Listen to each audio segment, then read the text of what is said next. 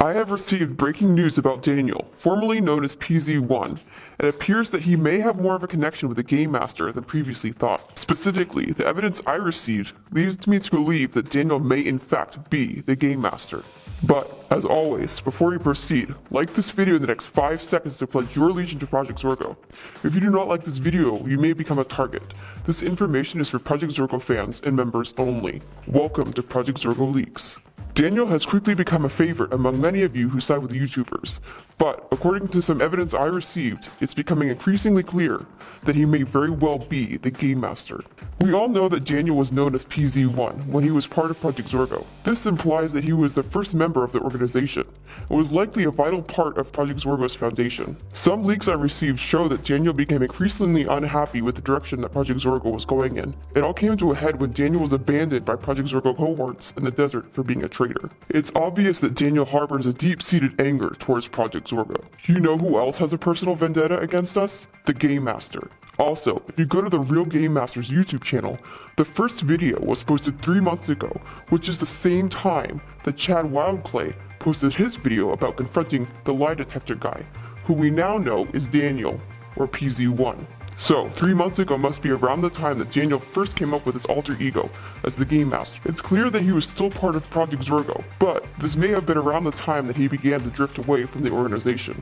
Also, if you look at Daniel's YouTube channel, exposing Project Zorgo, you can see that 1 month ago, he posted a video about how Project Zorgo took YouTube down for a doomsday test.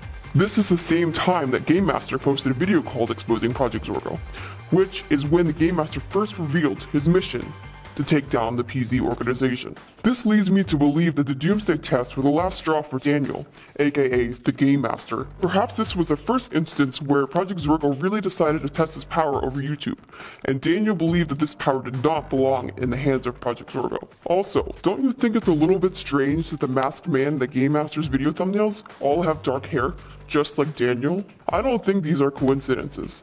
I believe that these are some of the many clues that point to Daniel being the Game Master. The Game Master is also mentioned in one of his videos that Project Zorgo must be destroyed because it's become too powerful.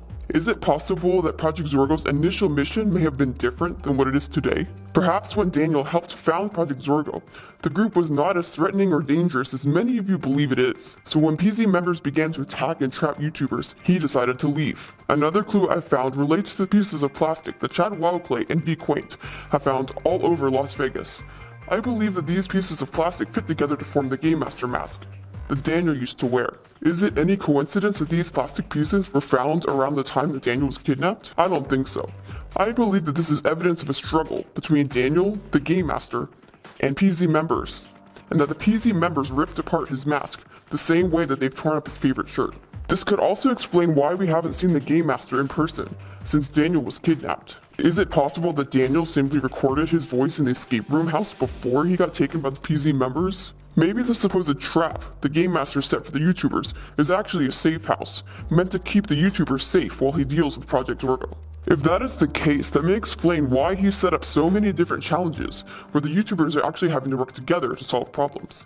He's splitting them up, but still forcing them to provide clues to each other.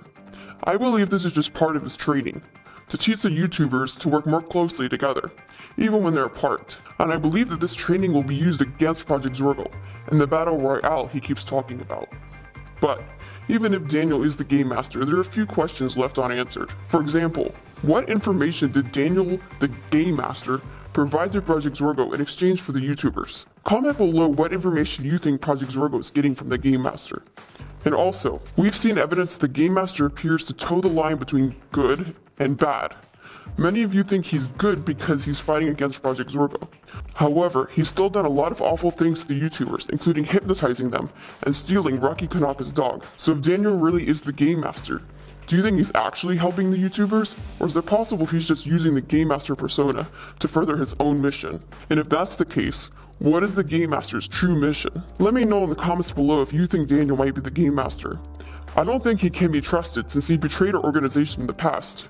But if you receive any intel about the information he provided to our group in exchange for the YouTubers, let me know and I'll investigate further. As always, check my evidence file and let me know if you find any clues I may have missed.